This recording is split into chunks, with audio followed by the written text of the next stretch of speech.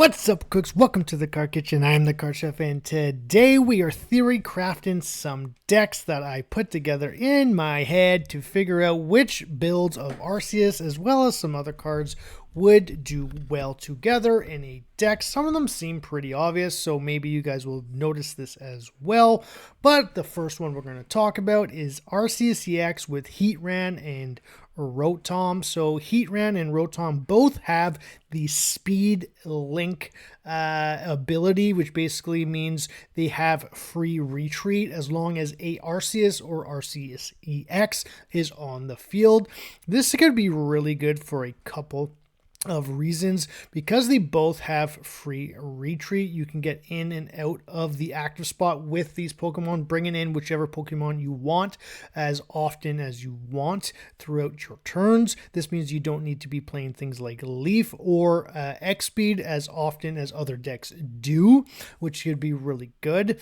I also think because of this, you can abuse Dawn, so I do think these decks will either be playing at least one Dawn or two. This also might be playing one or two Cyrus. This would also work because these are all basics. You can actually put a Shaman in there to make your Arceus EX one retreat cost as well instead of two. So this could be a full-fledged new deck right from the set as an Arceus EX build. You'd have two Arceus EX, two Heatran, two Rotom, and one Shaman potentially. That's 7 basics, which is very similar to a Pikachu EX build because it has a very similar attack to Pikachu EX, where you want your entire board filled up, your entire bench, so that you can do 60 damage total, 20 for each benched Pokemon.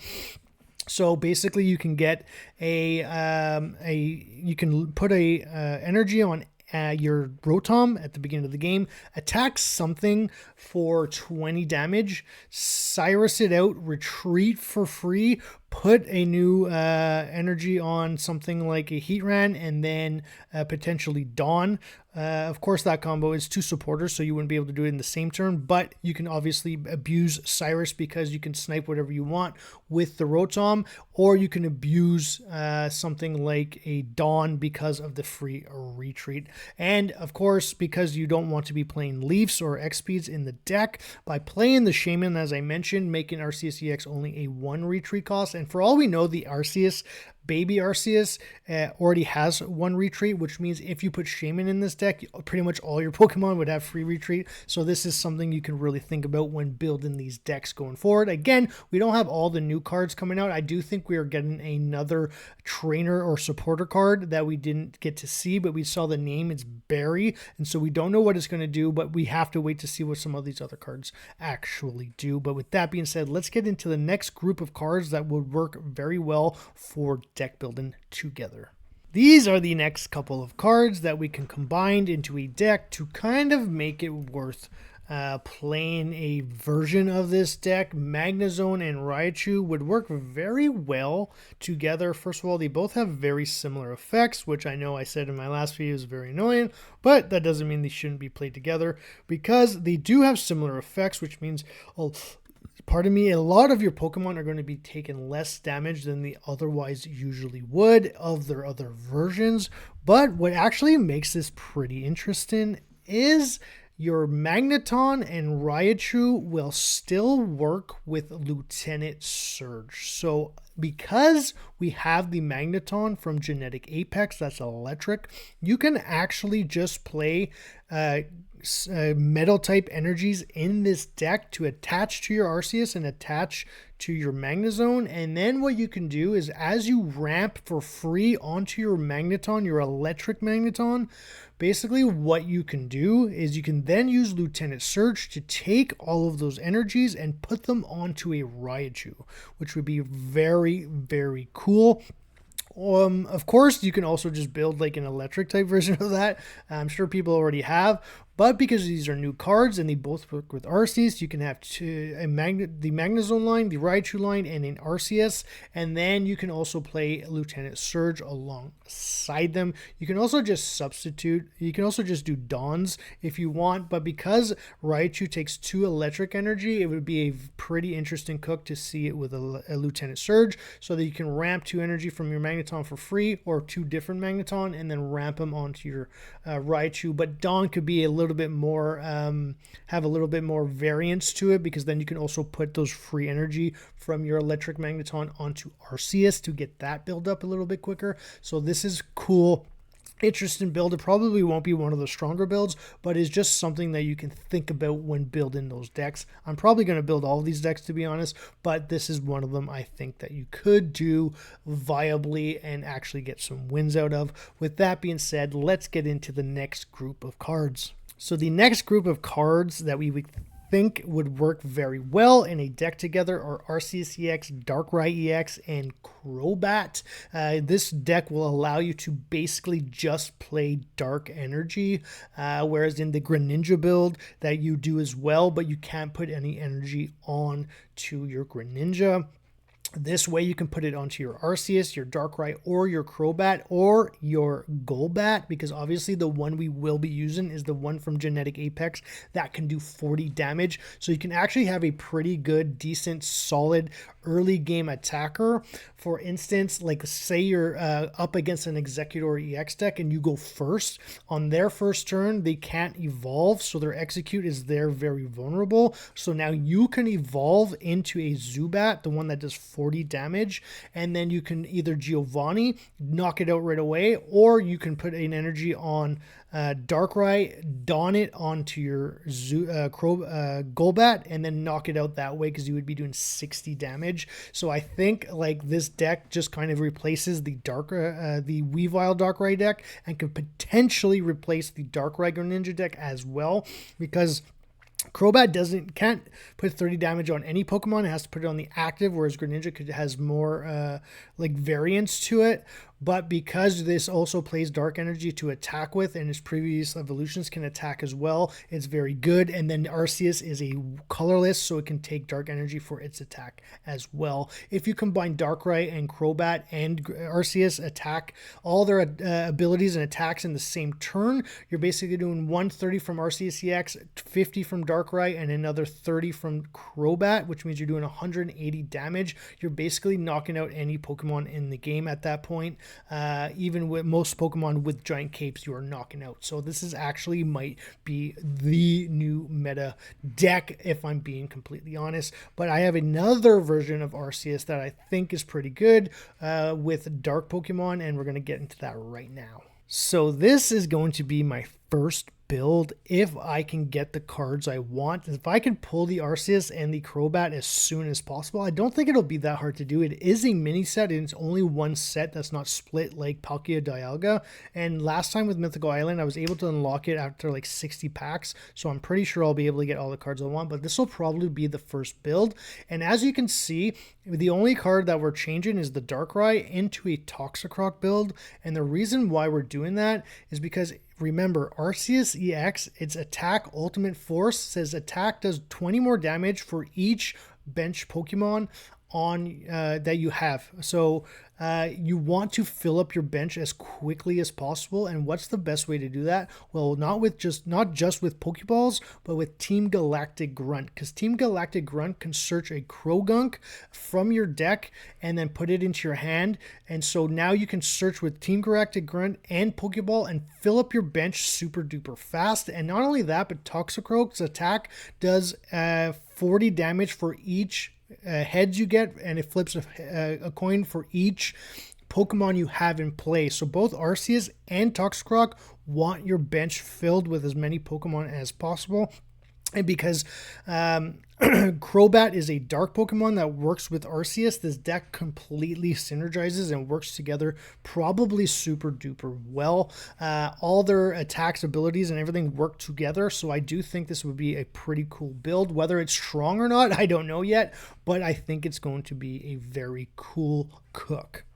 So these are the next group of cards that I think will work pretty well in a deck together. I could have added Arceus and Magnezone, the steel version, to this list, and you can as well, but I actually believe because of Adamant, during your opponent's next turn, all of your steel type Pokemon take 20 less damage from attacks from your opponent's Pokemon. And Nosepass as well as Magnezone or Melmetal already take less damage depending on whether they attacked or not. I think these two cards with maybe Dialga work very well together, probably better than the Arceus version of what this deck would look like a pure metal Arceus version of the deck. And it's because basically you can replace Arceus with Dialga and then ramp energy onto these guys. And because they both have similar abilities or effects that take less damage already, and then you add an Adamant on top of that, these guys can potentially stay on the field for quite a bit of time. Again, I'm not sure if an Arceus build would be better. Maybe Arceus, Magnezone, and Melmetal, or Arceus, Magnezone, and Probopass might be better, but I'm not 100% sure. And Dialga is also a steel type, so he would take 20 less damage as well, which is really good when you're using him as a lead Pokemon that is sometimes tanking a couple of shots while you're trying to ramp onto your other metal Pokemon or your other Pokemon in general. So I do think this could work, and I think the Dialga Probopass Melmetal version is better because if you play the Magnezone, then you have to play the Arceus, and if you're playing the Arceus, you're most likely not playing the Dialga. You might not have room for it, but I do think this deck could work. Or you can do a mixture of both, or maybe you only see either a Probopass or a Melmetal, and then something else, like maybe like you add in additional Mew or something like that, or a Yanmega. I'm not so sure, but there's just different things you can do, and then you can decide which ones are best for you. But anyways, with that being said, let's get into the next group of cards that work really well to theory craft a deck. So I think we could finally build an Evolutions deck.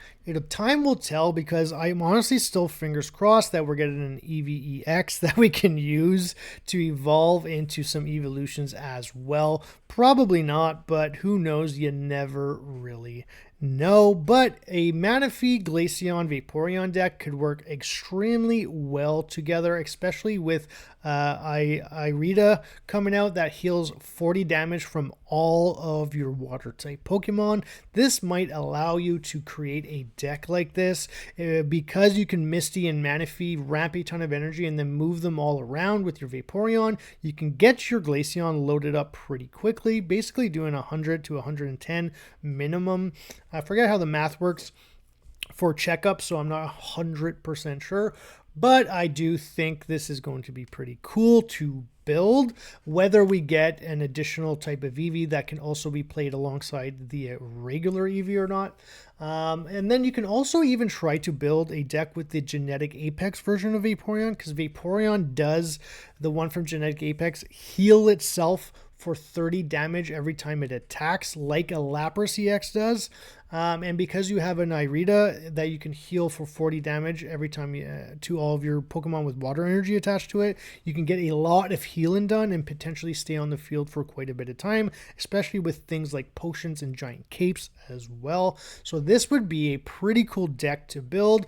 But if you only have a regular Eevee and you can only play 2 Eevee and then 2 Glaceon or 2 Vaporeon, it might not be worth doing that. You might just want to play Glaceon alongside Manaphy and something like either Palkia or even like an Arceus EX, because as long as it has water type energy attached to it, it could be healed by Idina or Irida. But you wouldn't be able to use Vaporeon in that deck because you can't move energy on or off of Arceus EX. But anyways, with that being said, let's get into the last deck build that I think is going to be really strong. I think everyone thinks it's going to be pretty cool, but we'll have to see how the grass type meta turns out once Leafeon is brought into the meta.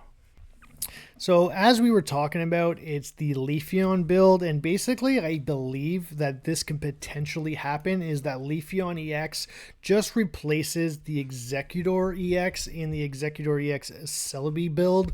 They're not using superiors anymore, and I still don't think we'll be using superiors. I think it would be a cool cook to make to see how much damage you can output with Celebi by being able to ramp with Leafeon and then get all the extra flips because of superior. But I think as a meta deck, it would have to be just Leafeon and Celebi. And the reason I have Shaman from Spacetime Smackdown on here is because Leafeon is 20 less HP than the current Executor EX we have. We might have to make up for that by trying to play some extra healing factor in there. So we would obviously still be playing 6 Pokemon instead of a total of 5, because those decks are usually 2 Executor lines, which is 4 Pokemon and 1 Celebi EX. I think we'd be playing 6, and then that 6 would obviously be Shaman, so that we can get the extra heals with Shaman as well as heal with our potions, our Ericas, and also being able to play giant capes in order to get it to 160 instead of the Rocky helmets. That also might ruin some breakpoints, but because Leafeon might be able to do more consistent damage overall by doing 70 70 70 instead of maybe 40 40 80 or 40 80 40 or 40 40 40, this might change the game a bit. I'm not so sure which one's going to seem more consistent, but there's some pretty cool things you can do with this deck. For instance, Leafeon, you can use Leafeon's effect in the active. You can put it onto another Leafeon. Then you can X-Speed, bring out that Leafeon, use its effect again from the second Leafeon, get the second energy on it, and then manually attach. That takes a lot to do, though. It's really hard to set up. Even playing the Leafeon from Spacetime Smackdown was really hard to try and get 2 online and trying to do a loop combo of attacks.